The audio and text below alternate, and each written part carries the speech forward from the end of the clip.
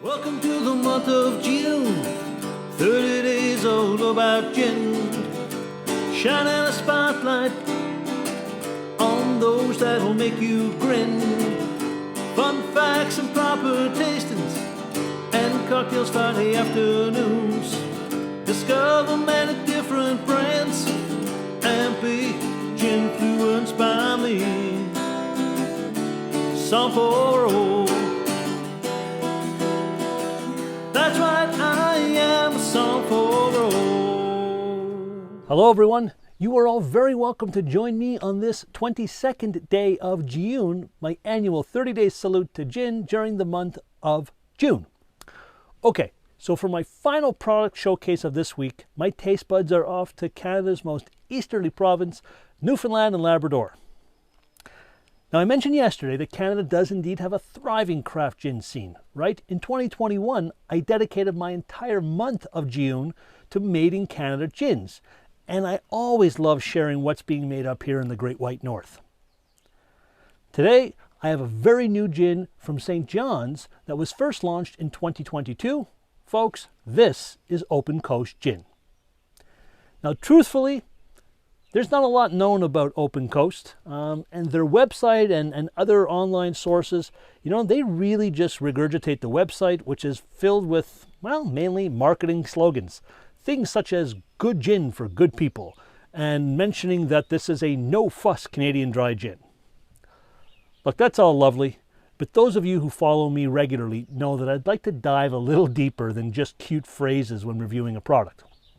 So, fear not, I have indeed done a little bit of sleuthing. It appears, from what I found, that Open Coast is an offshoot of Canada's Iceberg vodka brand, as Iceberg filed a trademark patent for the name Open Coast Gin back in 2021. I think that's good news. Iceberg makes a quality vodka, and from what I know about Iceberg, I can offer up a couple of likely background notes.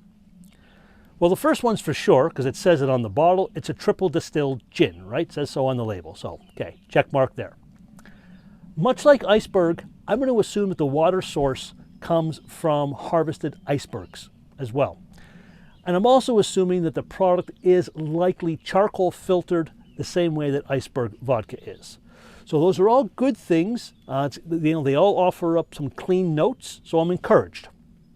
I do understand I'm making assumptions, but really it would make sense for all of those to be true for this 40% alcohol by volume Newfoundland and Labrador gin.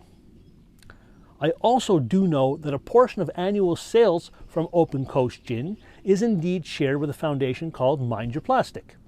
Right, Mind Your Plastic, that's an organization who is committed to keeping Canada's oceans free of plastic waste. A noble cause indeed.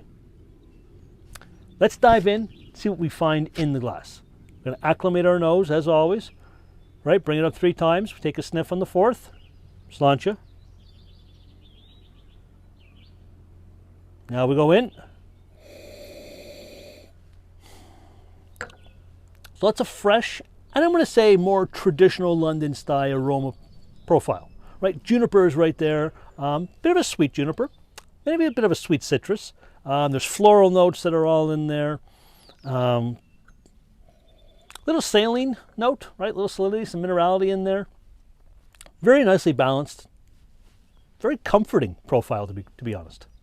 I'm going to go in for a taste. We're going to take a sip. We're going to move it around, right? Coat those 5 flavor receptors in our palate. Sláinte.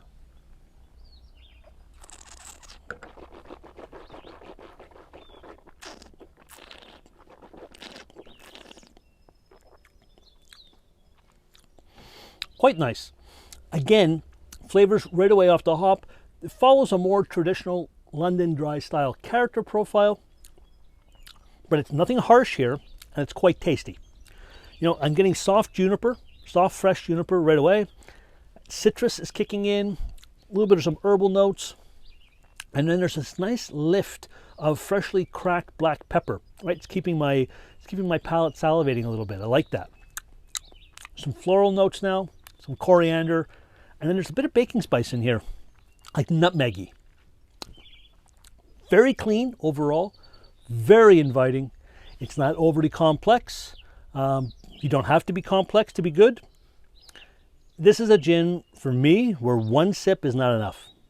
I want to have another one, and maybe another one. Very nice. Well done. Okay, so the brand itself, very new here in Ontario. It can be found at the LCBO, of course, for a very well-priced $35.15, in my opinion. I'm not seeing it in Quebec, not seeing it in Western Canada, not seeing it in the US of A at all. In Eastern Canada, and of course Newfoundland, Labrador, it is there and retails in those places for $32 a bottle. So very well priced, in my opinion, and I'd say it's a great alternative to whatever London Dry style gin you may have in your cupboard. So folks, that wraps up my gin showcases for this week. Next week, it's the final week of June. Can you believe it already? Wow. And I will have more gins to share with you next week, as well as my picks for this year's Somme for All 2023 Gin All-Stars. Now tomorrow, Friday, the 23rd day of June, I will be making 2 easy-to-make-at-home gin cocktails using some of the products that I've shared this week. Be sure to tune in and get your weekend off to a gin-tastic start. Until tomorrow, friends, be well, stay safe, and of course, cheers from Somme for All.